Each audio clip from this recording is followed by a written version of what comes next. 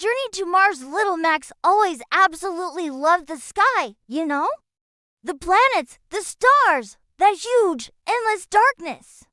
It just totally captivated him. His room walls were plastered with space posters, and every night before bed, he'd gaze at the sky with his telescope. He knew his dad worked at the Space Research Center, so he always had this burning curiosity about the place. One day, on his way home from school, he just couldn't resist. He headed straight for that massive, mysterious building. His aim was just to peek around, to slip through the door and take a quick look. But fate, it turns out, had completely different plans for him.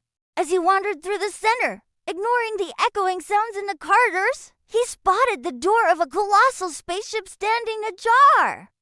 A faint hum coming from inside only fueled Max's curiosity, giving in to his urge.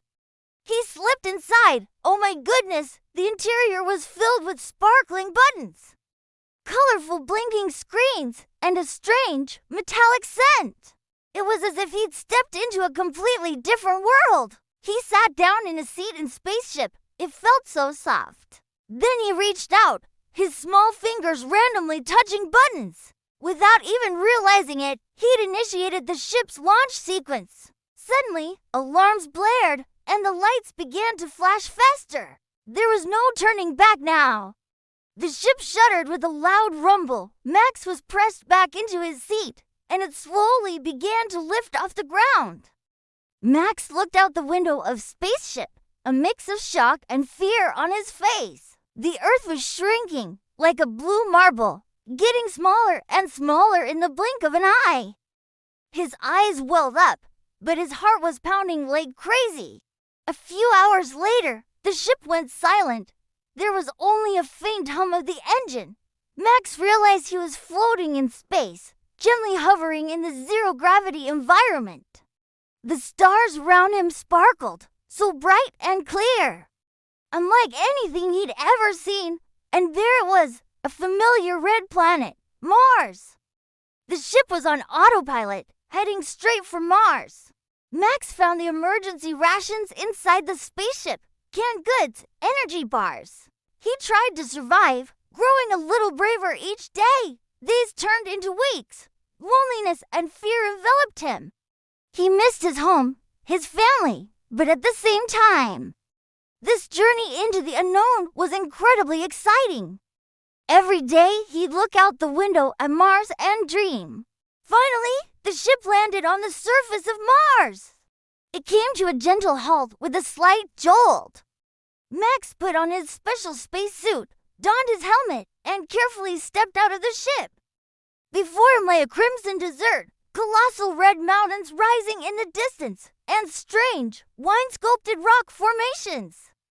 As he walked in Mars's cold, silent atmosphere, even his footsteps seemed to echo. Suddenly, in the distance, he saw a faint light among the rocks. Giving in to his curiosity, he moved towards the light and came across the wreckage of a small, shiny, metallic spacecraft. Next to the wreckage stood a creature he'd never seen before. It had small, greenish skin, long, slender arms, and huge, jet-black eyes. Max was a little scared at first, but then, instead of fear, curiosity took over. The creature approached him in the same way, cautiously, but with curiosity. They tried to communicate. Max the boy waved. The alien made strange sounds, but their languages were different.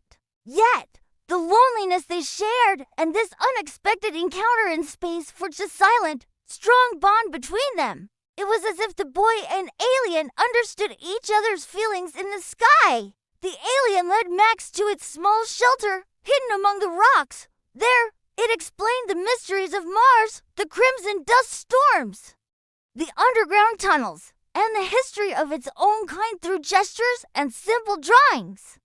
The walls were covered with star maps and remnants of ancient civilizations. Max understood that the alien was just as lonely as he was, perhaps even the last of its kind. Together, they explored the surface of Mars, ran across the red sand dunes. The alien showed him remnants of Martian flora, and they watched Mars's to moons, Phobos and Deimos in the sky. Max wanted to go home. He missed his family terribly, but he would never forget the time he spent with this new friend. A few weeks later, Max's spaceship's emergency signals finally reached Earth. A rescue team set off for Mars at high speed. Max and his alien friend said a sad goodbye. Max gave the alien a small, smoother stone as a gift. Maybe a piece of Earth would always remind it of him.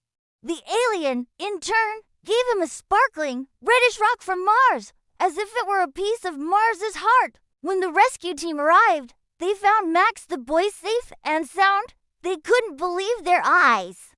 The journey back to Earth was much faster and safer than the trip to Mars, but Max's heart ached for the friend he left behind on Mars.